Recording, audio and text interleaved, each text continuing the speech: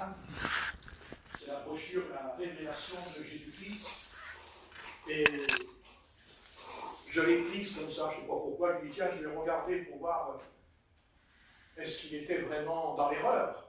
Je lui dis, est-ce qu'il est vraiment dans l'erreur dans ma tête? Alors, j'ai ouvert la brochure et je suis tombé et il dit, il révèle, c'est-à-dire Dieu, qu'il n'existe pas une telle chose que l'enfer éternel. Cela ne se peut pas. Il n'y a aucun passage dans la Bible qui déclare une telle chose.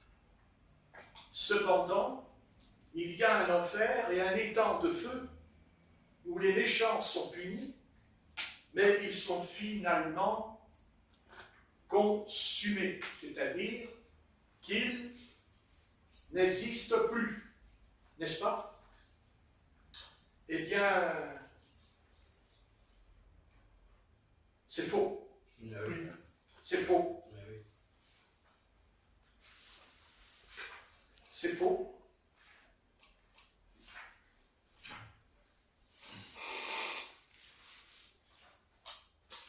C'est faux. Donc c'est bien ce qu'il a déclaré, que l'enfer éternel n'existe pas, mais que c'est pas ce qu'enseigne la Bible. Et c'est triste, car comment on peut être un prophète, un messager envoyé du Seigneur, et ne pas savoir ce que déclare l'Écriture. Parce qu'il y a beaucoup de passages dans l'Écriture, surtout dans le Nouveau Testament, qui nous dit tout le contraire. On va en prendre quelques-uns. D'abord, c'est parce que il y a cette chose que le monde veut absolument annoncer. C'est que notre âme n'est pas éternelle. Que notre âme, elle meurt. Et puis, il y a aussi des théologiens qui vous disent qu'on meurt et on va vivre pendant un temps et après c'est fini. Il y a des théologiens qui disent que Satan, les âmes qui sont jetées dans le lac de feu et de soufre, eh bien c'est fini. Ce n'est pas ce que dit l'Apocalypse, ce n'est pas ce que dit la Bible. Pas ce que dit la Bible. La Bible dit que Satan, la bête et le faux prophète et ceux qui seront jetés dans ce lac de feu après le règne des 1000 ans, il dit que c'est au siècle des siècles qu'ils seront tourmentés. Amen. Donc Satan n'est pas anéanti, Satan n'est pas un être qui disparaît quand il est jeté dans le lac de feu. C'est faux. Donc déjà, pour commencer, il dit, cependant, il y a un enfer et un étang de feu où les méchants sont punis. Vous voyez, ils sont punis, mais ils sont finalement consumés. Consumés, ça veut dire que c'est... Mais ce n'est pas ce que dit la Bible. Ce n'est pas ce que dit la Bible. D'abord, on va déjà prendre quelques passages. On va prendre donc... on va prendre Matthieu 3,12. On va prendre Matthieu 3,12. Matthieu 3,12. Matthieu 3,12. Donc, c'est le prophète Jean-Baptiste. C'est lui, étonnant, puisqu'il était encore sous la loi de Moïse, il était encore sous la loi. Et il dit, vas-y Stéphanie. Il a sa pelle à la main, il nettoiera son aire de battage, il amassera son blé dans le grenier, mais il brûlera la paille dans un feu qui ne s'éteint pas. Voilà, donc on va s'arrêter là, dans un feu qui ne s'éteint pas. Donc ça veut dire que notre âme qui est en enfer, elle continue à vivre éternellement. Et non pas, c'est fini.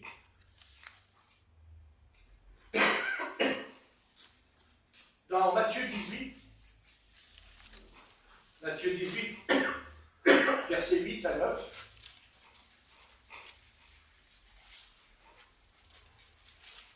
Matthieu, chapitre 18, 8 à 9, et je vais demander à Georges de le lire. Oui. Si ta main ou ton pied est pour toi une occasion de chute, coupe-les et jette-les loin de toi. Mieux vaut pour toi entrer dans la vie boiteux ou manchot que d'avoir 2 pieds ou 2 mains et d'être jeté dans le feu éternel. Voilà, on s'arrête. D'être jeté dans le feu éternel, pas temporaire, éternel, pour toujours et à jamais. Hein? Et si ton œil est pour toi une occasion de chute, arrache-le, jette-le loin de toi, car il vaut mieux pour toi entrer dans la vie éternelle n'ayant qu'un œil que d'avoir 2 yeux et d'être jeté dans la géhenne du feu. C'est la traduction que j'ai. Jeté dans la géhenne du feu.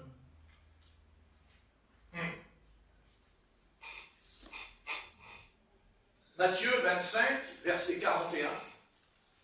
Matthieu 25, verset 41. Étonnant qu'un homme comme William Branham, qui se dit être le messager et le prophète, ne sait pas ces choses. C'est pas libre. Alors que tout le monde peut le lire. Et alors, si je suis un envoyé du Seigneur, comment je n'ai pas pu étudier ces versets? N'est-ce pas? Il y a quand même une lacune dans le ministère. Donc j'ai dit Matthieu 26, 25, verset 41. Allez, Pierre.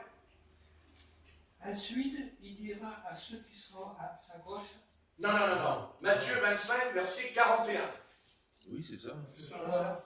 Non, c'est pas ça. Non, Matthieu 25, allez-vous-en au loin. Allez-vous au loin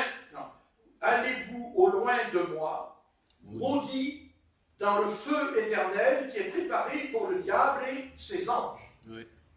Matthieu.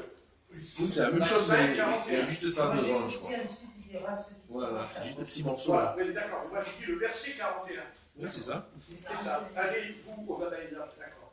Parce qu'il y a des versions, je pense. Une phrase avant. Maintenant, oui, c'est ça. Donc, c'est ça. Matthieu 25, 46.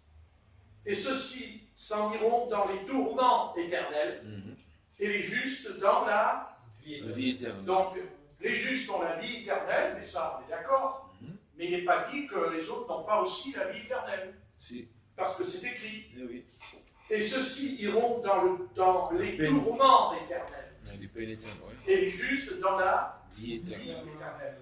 Donc, ceux qui sont méchants, les impies, ceux qui ne sont pas sauvés, ceux qui n'ont pas accepté de suivre Jésus-Christ dans leur vie, eh bien, de toute façon, c'est comme ça, c'est pas autrement. Alors, il faudrait que le Seigneur efface la Bible et qu'il la jette au feu, sa Bible. Mais la Bible, c'est la Bible. Amen. À nous de choisir et de croire ce qui est écrit. Car le Seigneur ne nous prend pas en traîtrise. Il nous avertit. Amen. Vous savez, il faut croire que de ce lieu de tourment, inferno, qui veut dire l'enfer en latin, il faut croire que vraiment le Seigneur ne veut pas qu'on y aille. Parce qu'il n'aurait pas pris autant de temps dans son ministère pour nous enseigner cette chose. Et vous savez,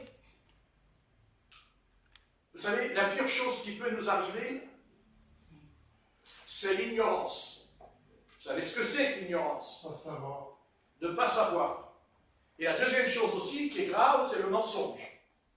Donc quand William Branham, soi-disant le messager, l'ange de l'âge de l'Odyssée, nous dit cependant il y a un enfer et un étang de feu, et les méchants sont punis, mais ils sont finalement consumés. Et il dit, il révèle qu'il n'existe pas une telle chose que l'enfer éternel. Cela ne se peut pas, il dit. Il n'y a aucun passage dans la Bible qui déclare une telle chose. Et qu'est-ce qu'on vient de dire là? C'est écrit dans la Bible. C'est écrit dans la Bible. D'accord. Non. C'est pas fini. C'est le commencement. Il faut bien un commencement. Ah oui. Voilà. Maintenant, on va lire dans Marc 3, 29. Dans Marc 3, verset 29.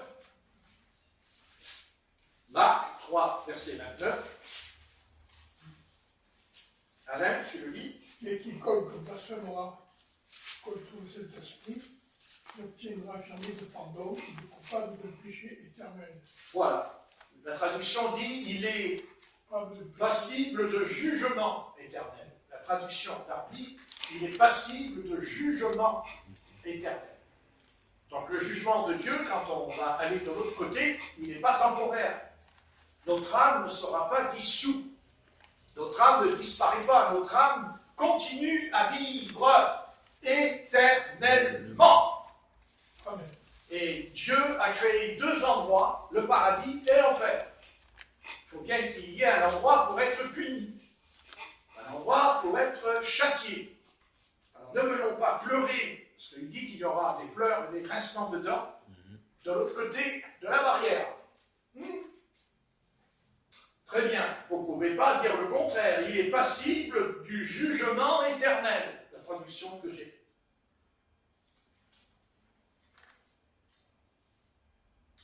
Dans Marc 9, verset 43, Marc 9, 43, et on ira de 43 jusqu'au verset 48, qui ressemble un petit peu à un verset qu'on a lu, mais où il y a une explication bien plus profonde et importante de la part du Seigneur. Alors, dans Marc 9, verset 43 à 48, je demanderai à Jean s'il veut bien le lire. Si ta main est pour toi une occasion de chute, coupe-la. Mieux vaut pour toi entrer manchot dans la vie que d'avoir les deux mains et d'aller dans la géhenne, dans le feu qui ne s'éteint point. Si ton pied... Bon, c'est bon. Voilà. Il dit, dans la géhenne de feu, là où leur verre ne s'éteint pas et où le feu ne s'éteint pas. Oui. N'est-ce pas? Oui. Vous voyez? Donc, c'est pas vrai. Vous vous rendez compte que ce qu'il a dit, et il l'a dit à des millions et à des millions d'êtres humains, cet homme, parce que, comme il était un évangéliste et un prophète international, vous imaginez le nombre d'âmes qui ont entendu ce qu'il a dit. Et certainement qu'il y a des millions d'êtres humains qui ont cru ça, vu sa position dans l'Église.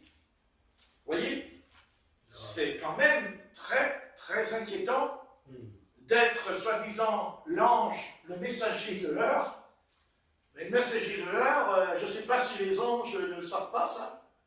À moins qu'il n'y ait qu'un ange, il ne le sait pas, peut-être. C'est possible, c'est pour ça peut-être qu'il a été envoyé sur la terre, pour nous induire en erreur. Parce que ça, c'est une hérésie, c'est une erreur, ce qu'il a dit. Oui. Maintenant, nous pouvons lire dans Matthieu 5, 29 et verset 30. Matthieu 5, 29 et verset 30. Matthieu. Et je demanderai à Phénomène si elle arrive à lire maintenant. Elle fait des études. Je n'arrive pas à lire. Ah, alors là, c'est pas pareil. Tu es 10 fois pardonné. Normal. Normal. Alors, eh bien, je vais le dire, non? Allez, Stéphanie. Tu es... 29, 30, c'est ça? Matthieu 5, verset 29 à 30. Alors, Nicolas, vas-y, s'il te plaît. Oui, voilà. À l'instant même. Non, c'est Matthieu. Matthieu 5, verset 29. Excuse-moi, quoi. Matthieu 5. 29, 30. Si ton œil droit te pousse à mal agir, arrache-le et jette-le loin de toi, car il vaut mieux pour toi subir la perte d'un seul de tes membres que de voir ton corps entier jeté sur aucun enfer. Voilà. Ah, c'est bien sûr. Bon, Et si, je continue? Non, c'est bon. oui, vas-y. Et si ta main droite te pousse à mal agir, coupe-le et jette-la loin de toi, car il vaut mieux pour toi subir la perte d'un seul de tes membres que de voir ton corps entier jeté en enfer. Voilà. À ton avis, on ne va pas être jeté en enfer parce que je suis bon, parce que je suis sympa, parce que je n'ai pas volé, parce que je n'ai pas tué, parce que je n'ai pas menti. Alors, je n'irai pas. Mais on va dans cet endroit parce qu'on est perdu. Il faut comprendre que nous sommes perdus. Quelqu'un qui est perdu, c'est quelqu'un qui va dans la forêt, il est perdu. Donc il faut trouver le chemin. Ah oui, tout à fait. Mais pour trouver le chemin, il lui faut un guide. Parce que s'il n'y a pas de guide, il ne va pas retrouver le chemin. Ou il va être conduit dans l'erreur. Donc il faut un guide. Alors notre guide, c'est le Saint-Esprit. Évidemment, ce n'est pas un homme. Bien que Dieu peut utiliser un homme. C'est ce qu'il fait maintenant. Pour essayer de dire, voilà, attention, parce que quand le Seigneur emploie de tels termes, coupe ton bras, coupe ceci, coupe cela et tout ça de ton corps, quand tu es sur la terre, pour pas aller dans cet endroit. Donc je veux dire qu'on ne va pas se couper la main, on ne va pas se couper. Mais le Seigneur, il est quand même, il veut nous montrer, au travers de ces phrases, voilà le danger dans lequel nous risquons d'être après, dans l'au-delà. Le Seigneur aurait pu employer des termes moins violents, des termes moins tranchants, parce qu'il dit coupe ton bras. Vous vous rendez compte? Bien sûr, le Seigneur ne dit pas qu'on doit couper son bras. C'est spirituel. Il parle spirituel, coupe dans le sens que tu dois prendre une décision. C'est ton choix. C'est pas tes parents, c'est pas ton voisin qui va te sauver quand tu vas mourir. Parce que tu vas mourir, que tu le veuilles ou non. Tu peux faire tout ce que tu veux, tu peux penser tout ce que tu veux dans ton crâne. Ça ne changera rien. Dieu a un mot à dire, et ce soir-là, tu es à la morgue avec les autres. Mais par contre, ton âme, elle continue à vivre. Avec ta personnalité, avec ton intelligence. Voulez-vous dans Luc 16 que le riche est conscient. Il n'est pas inconscient, il est conscient dans cet endroit. Et il emploiera même cette phrase. Il dit, je souffre dans cette flamme. Dans cette flamme. Ça ne veut pas dire qu'il y a des flammes. C'est des termes forts en tant qu'être humain. Quand on dit qu'il y a le feu, on a peur. Quand il y a le feu, on s'enfuit. Ce sont des termes. Et le Seigneur, ce n'est pas que vous allez arriver en haut et qu'il y aura le feu là. Non. Non. C'est un tourment spirituel, un tourment terrible. Et un tourment éternel. Parce que s'il était temporaire, non. Il est éternel. Comme nous avons la vie éternelle.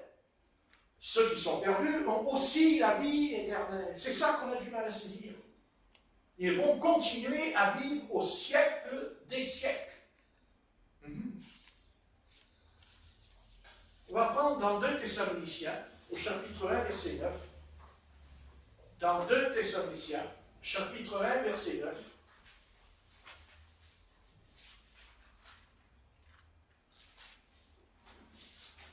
Moi, j'ai la version d'Arby, parce que je préfère.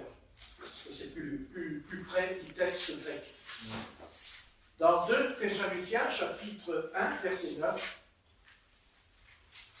Il est dit, lesquels subiront le châtiment d'une destruction éternelle de devant la présence du Seigneur et de devant la gloire de sa force.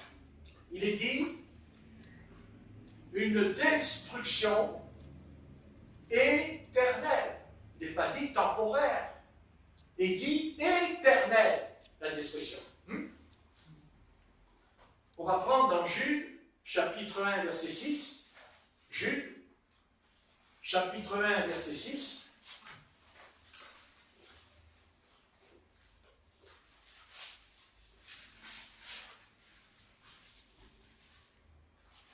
Jude 1, verset 6, il est dit, il a réservé dans les liens éternels, voyez, dans les liens éternels, sous l'obscurité, pour le jugement du grand jour, les anges qui n'ont pas gardé leur dignité. mais c'est leur origine. Darby dit dans leur origine. Hein, l'origine. Vous voyez? Et c'est très important, parce qu'il nous est dit, il a réservé dans les liens éternels, pas temporaires, éternels, les liens éternels, donc ils sont liés éternellement, parce qu'ils ne sortiront pas, voilà, ils seront jetés dans la géhenne. Et ils continueront à vivre avec la conscience, avec tout, qu'ils soient anges ou humains, ils continueront à vivre. Ah oui. D'ailleurs, même au verset 7, il dit, Jude toujours, parce qu'il n'y a pas de chapitre 1 dans Jude, donc je dis chapitre 1 pour ce... Il dit, Sodome et Gomorrhe sont là comme exemple, subissant la peine d'un feu éternel. Subissant la peine d'un feu éternel. Alors là, le pasteur William Branham, lui, il nous dit le contraire. Ce n'est pas ce que nous dit la parole du Seigneur, c'est-à-dire l'Écriture. Verset 13, toujours dans Jude, verset 13. À qui l'obscurité des ténèbres est réservée pour toujours. Pour toujours. Et non pas pour un temps. Pour l'éternité. Pour l'éternité. Vous voyez? Dans Apocalypse 14, versets 9 à 11, Apocalypse 14. C'est quoi?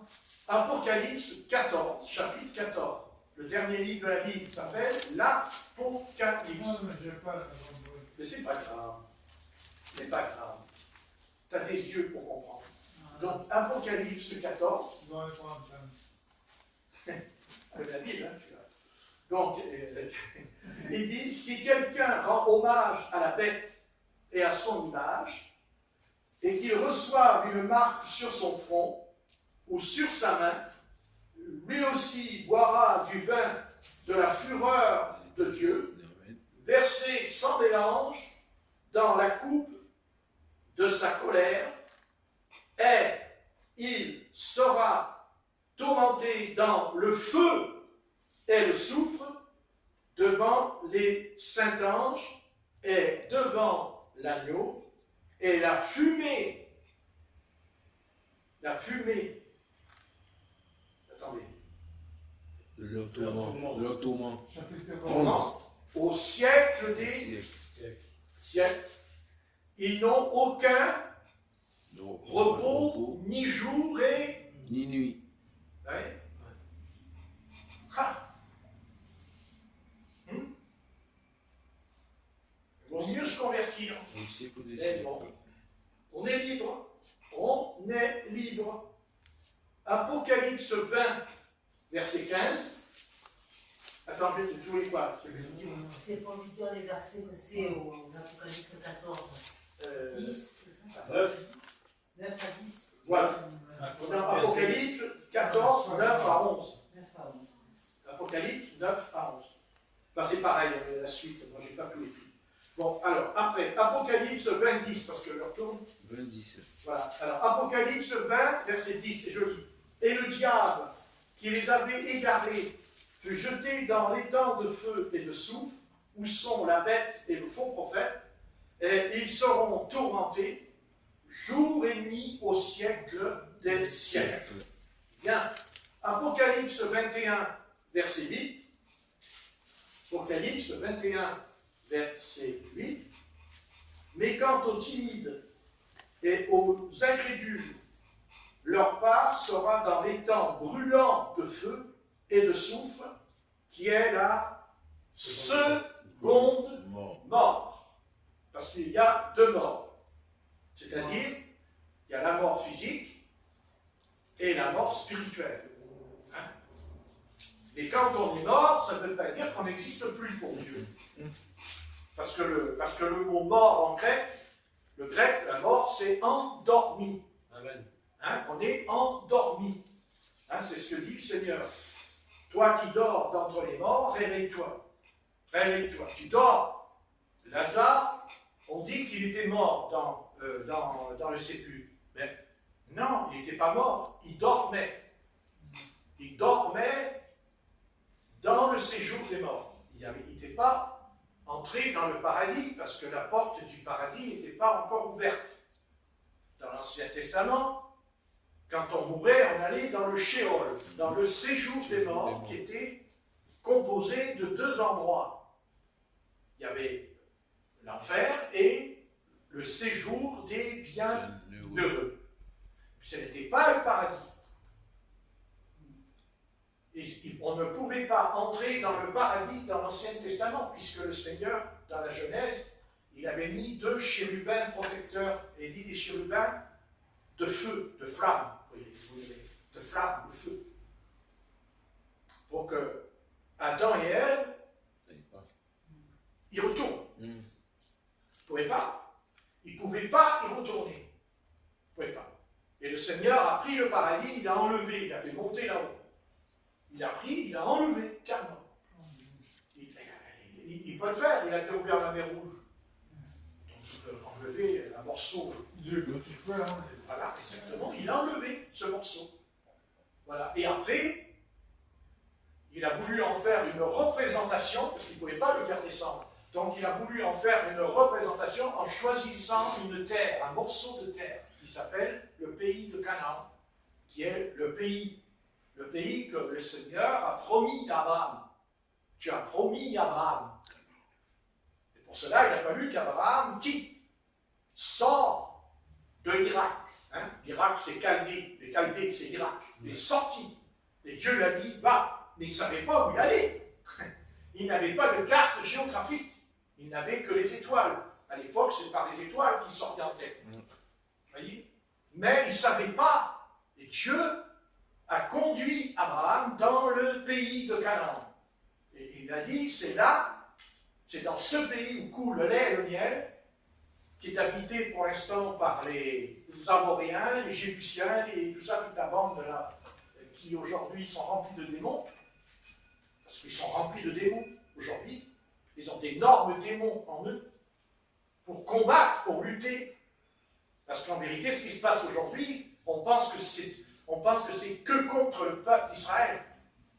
Ça, c'est pas vrai. C'est Satan qui est derrière tout ça. C'est vraiment Satan qui est derrière eux pour les pousser. Ils ne veulent pas simplement supprimer les Juifs. Ils veulent supprimer la terre. Ils veulent reprendre la terre en disant ce n'est plus la terre d'Israël. Ce n'est plus à eux. Mais Dieu leur a donné. Et quand Dieu a donné, il ne reprend pas parce qu'il dit donner, reprendre, c'est voler. C'est volé. Donc Dieu a donné la terre, ce morceau qu'on appelle la terre sainte. C'est Dieu. Et c'est pour ça qu'ils vont se heurter, ils vont se heurter, ils vont se casser, ils vont se frapper contre Israël. Ils vont se taper contre Israël. Parce que Dieu va donner à Israël ce qu'il a dit à Jérémie. J'endurcirai ton front, vous lirez. Dans Jérémie 1. J'endurcirai ton front. Et ça, ce n'est pas donné aux anciens d'Israël. Ce sera donné à la nouvelle génération de jeunes qui vont se réveiller. Parce que la Bible dit que Dieu dit à Jérémie, ne dis pas, je suis un enfant. Vous voyez? Et eux, ce sont des enfants par rapport à leurs ancêtres, ce soir. Mais Dieu, il va les prendre d'un coup. Il va s'emparer d'eux d'un coup. Et nous le verrons. Et ils vont se heurter. Ils vont faire des traités, et des traités comme, par exemple, quand ils diront paix sur T, Oui. une ruine. Ça ne veut pas dire que c'est un traité de paix. Non.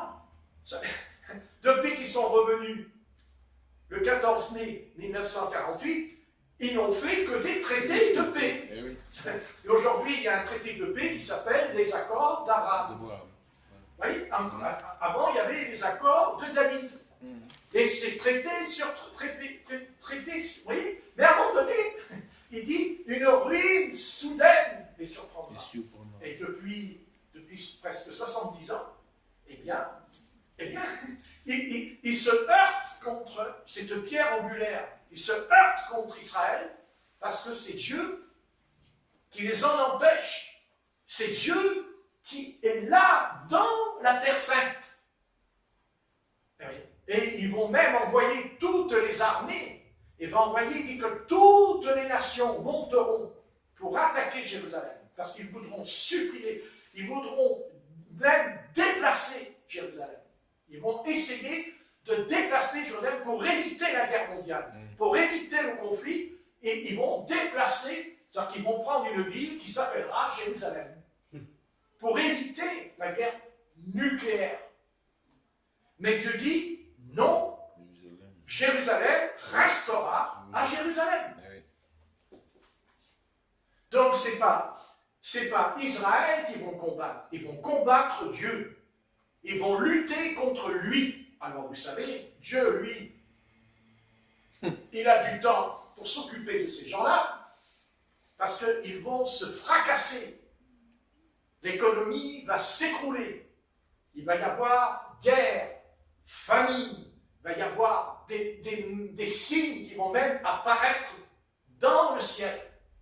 Des phénomènes surnaturels.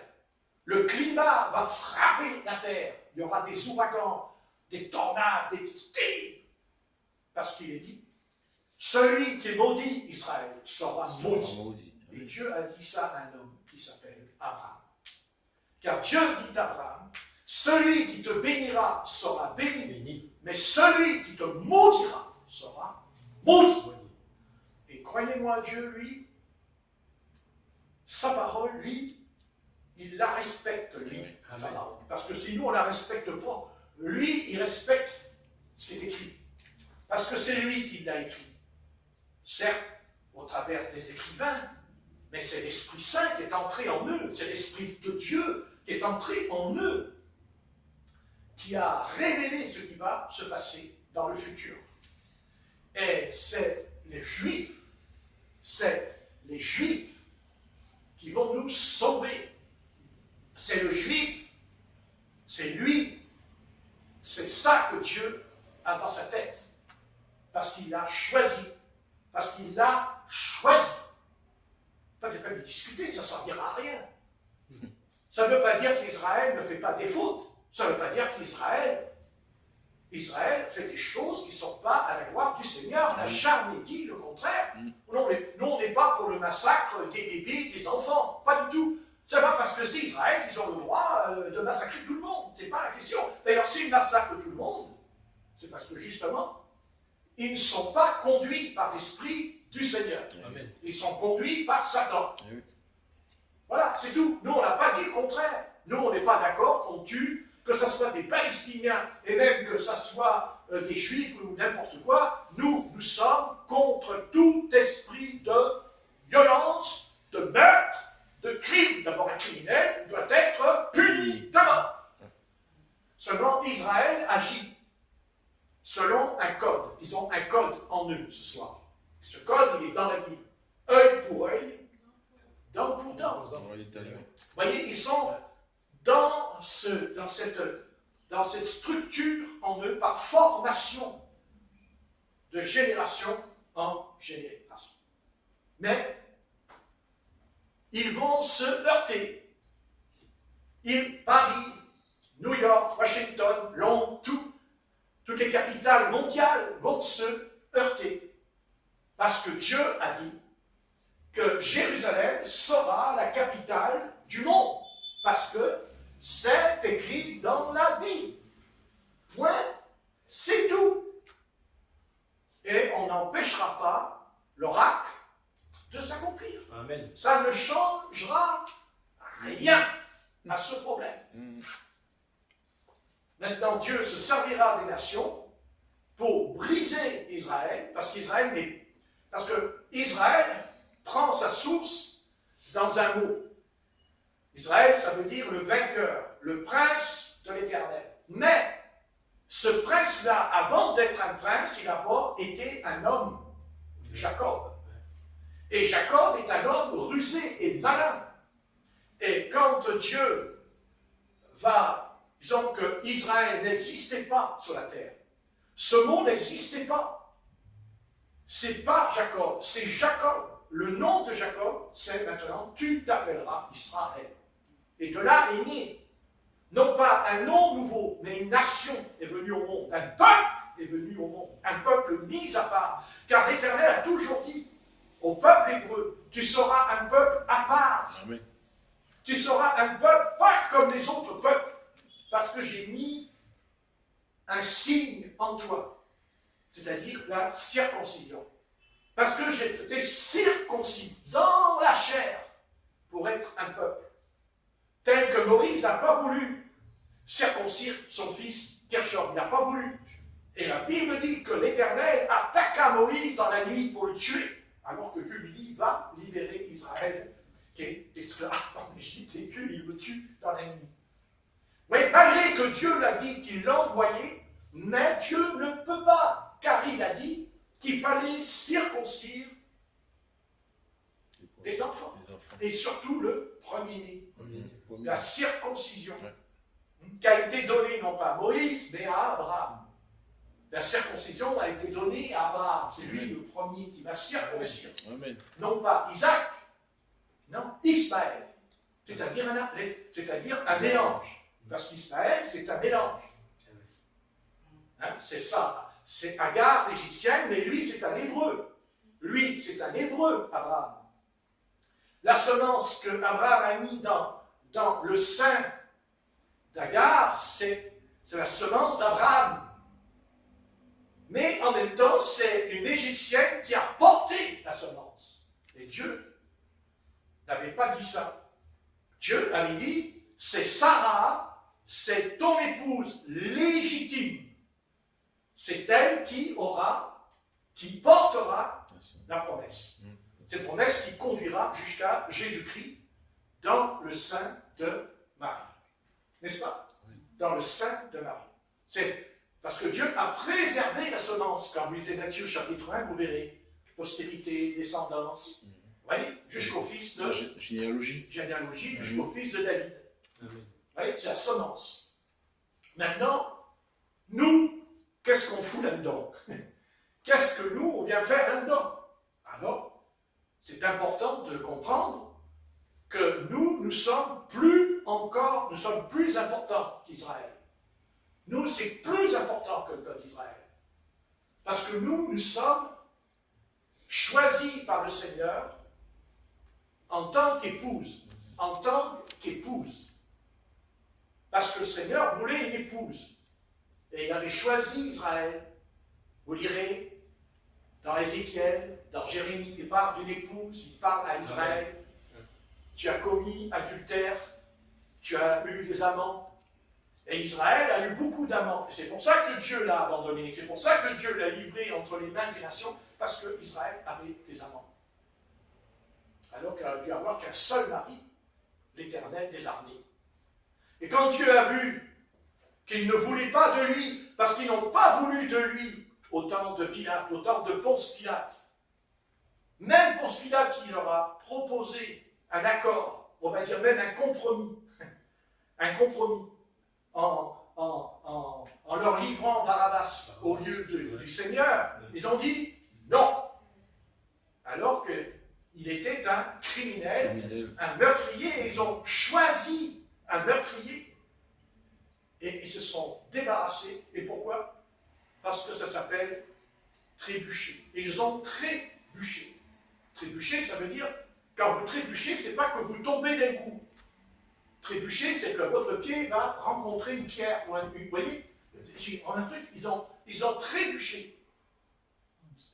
Et c'est bon, oui, ils ont trébuché car Dieu leur dira, vous aviez des yeux pour voir, vous ne voyez pas, vous avez des oreilles pour entendre, vous n'entendez pas. De peur que si vous voyez, c'est-à-dire que vous comprenez, parce qu'en fait, ils n'ont pas compris qui était là devant eux. Parce que Dieu a jeté un voile, il a jeté un voile sur eux. Et la Bible, Paul dit, ce voile demeure jusqu'à aujourd'hui encore sur eux. Ils sont voilés, dans leur cœur est voilé. Et Dieu a dit dans Ésaïe, j'appellerai un peuple qui n'est pas mon peuple. J'appellerai une nation qui n'est pas ma nation. Et ce peuple que Dieu a appelé, qui n'était pas à l'origine être son peuple, c'était Israël. Alors Dieu, voyant qu'ils ont rejeté le roi des rois, alors il s'est choisi un autre peuple, c'est-à-dire vous, ce soir. Amen. Dieu vous a choisi. Vous êtes élus, même, et même avant la fondation du monde. Alors, combien on doit être, vous voyez, combien on doit être reconnaissant, combien on doit avoir, vous imaginez que le Seigneur ne nous a pas seulement arrachés de la perdition, mais il a fait de nous son épouse, il a fait de nous sa fiancée, il a fait de nous son peuple, car nous n'étions pas le peuple. Nous n'étions pas un peuple de Dieu. Nous étions perdus, mais perdus non pas sur la terre, mais après. On l'a lu les textes après le départ. Et maintenant, nous ne sommes plus perdus parce que ce soir, nous avons une patrie.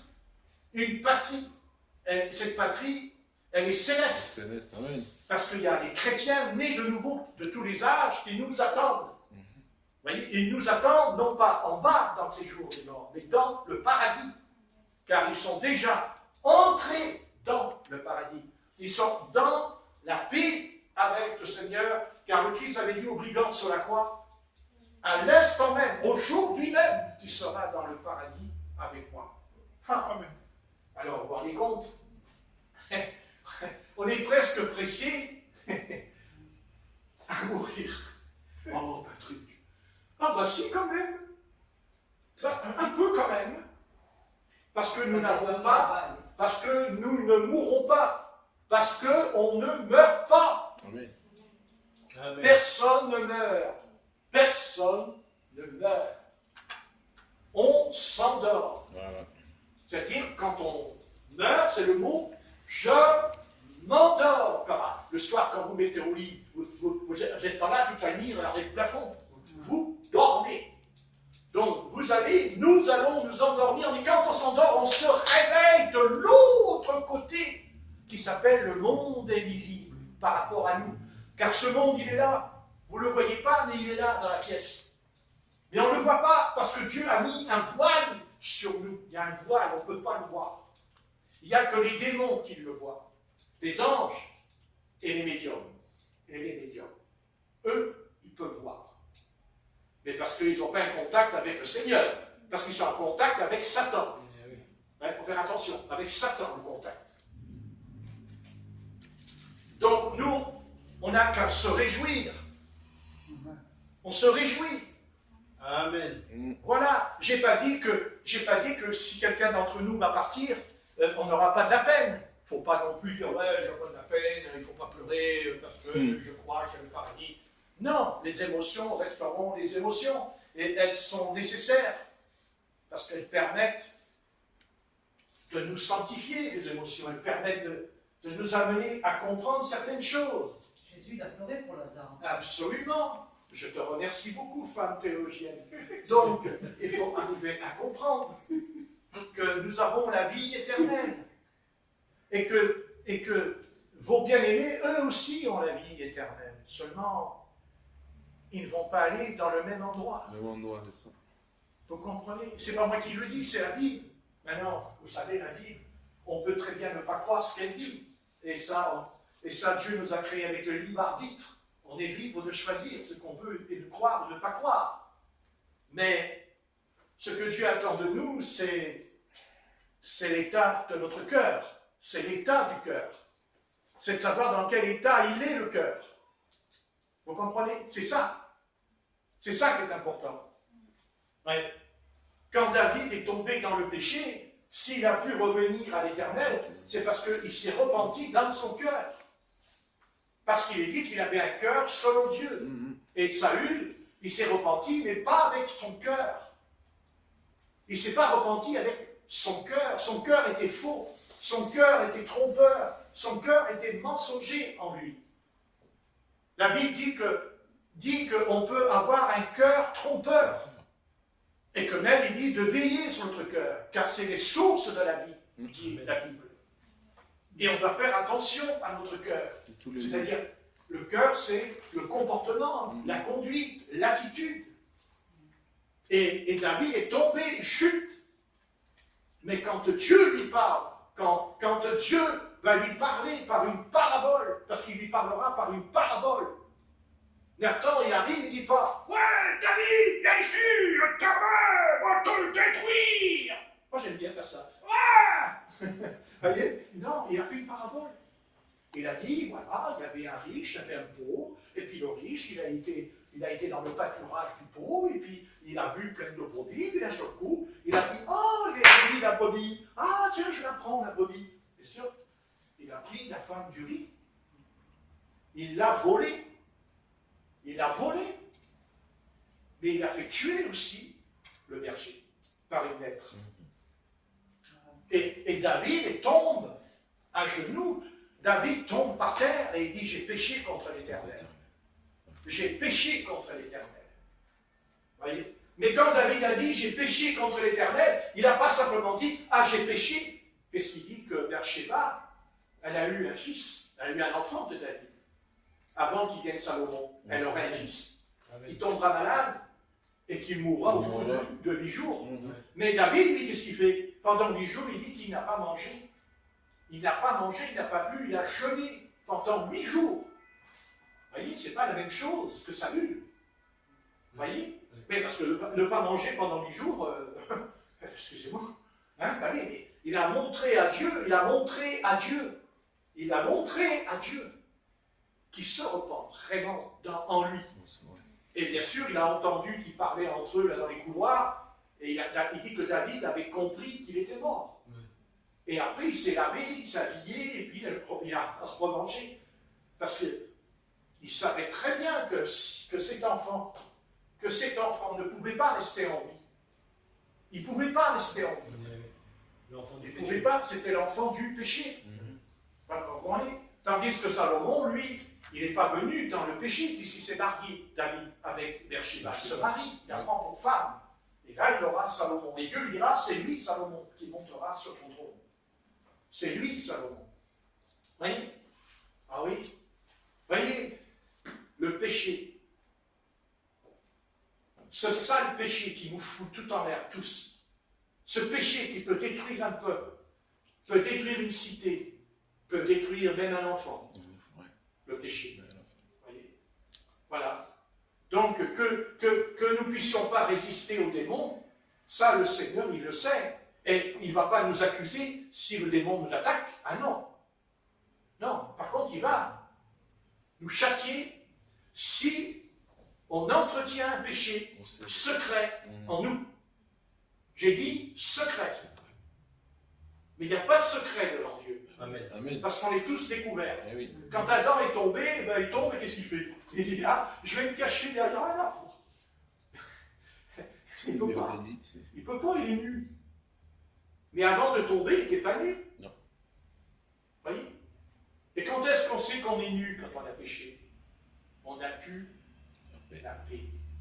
On n'a plus la paix dedans. Oh, on est tourmenté, même en Si dormant. on a la paix. Hein? Si on a la paix, qu'en fait ça nous passe au-dessus, ah ben alors c'est que tu es damné, et c'est que tu es perdu. Et tu es damné, tu es perdu. C'est sûr. Parce que la Bible dit que Dieu a envoyé le Saint-Esprit pour nous convaincre de péché, de justice Et de et de jugement. Ah oui. C'est un enfant du malin alors. Absolument. Ben, il est du malin. Comme il est dit de Caïn, ne savez-vous pas qu'il était Du malin. du malin. Voyez? Et quand on est un enfant du Seigneur, quand on a péché, on est On est repris. mal foutu. Ouais, on est repris. Et on n'a pas la paix, point, c'est tout. Amen. Et ça, c'est tout. Tous ceux qui sont convertis vous le diront. Voilà.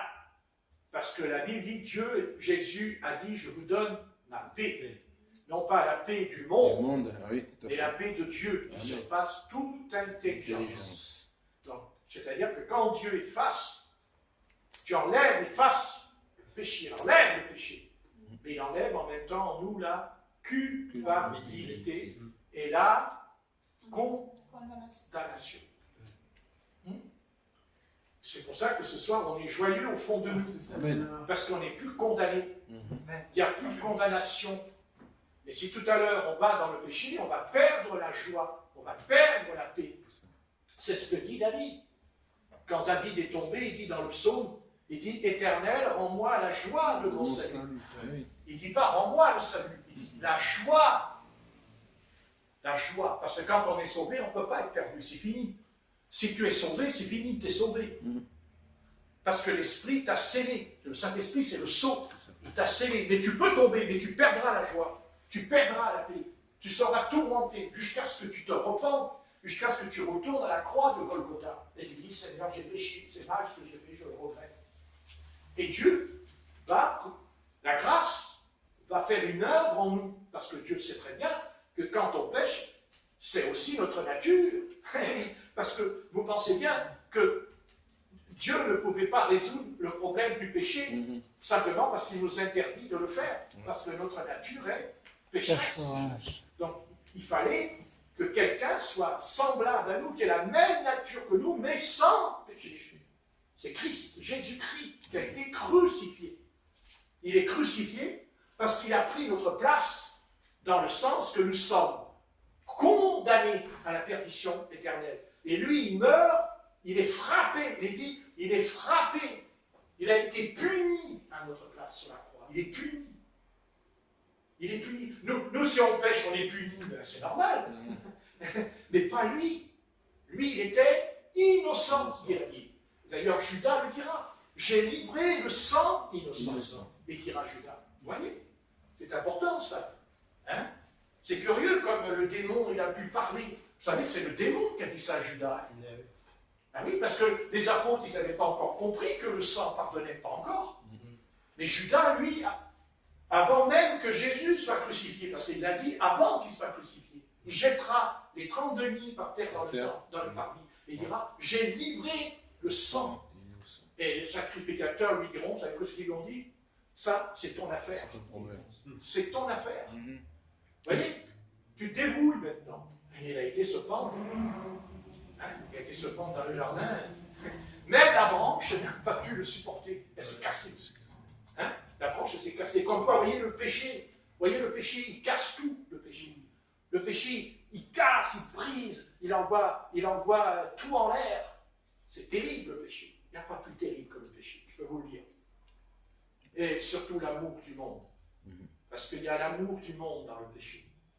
Vous voyez, le péché a fait naître le monde, le cosmos, le péché est entré là, c'est ce qu'il y a aujourd'hui. Le péché. Le péché, même dans les enfants, il y a le péché. Démonstration. Plutôt qu'avant nous, rappelez-vous, nous on n'avait pas les pensées, nous on ne faisait pas ce qu'ils font aujourd'hui. Non. À 10 ans, à 9 ans déjà, ils poignardent quelqu'un dans la rue. Vous voyez, le péché, vous voyez, le péché qui fait son œuvre en eux. Parce que le péché, c'est une semence. C'est la semence du serpent. Avec elle. Ah oui, oh là là, ça y est, il va recommencer. Non, je ne recommence pas. Il y a longtemps que j'ai commencé, je n'ai pas besoin de recommencer. Continue. Allez, on va prier et après ils vont y aller. Notre Père, au nom du Seigneur, Voilà, je pense qu'il est temps que j'arrête parce qu'après ça serait trop long. Et on m'aime bien, mais on m'aime moins bien, on m'aime moins bien.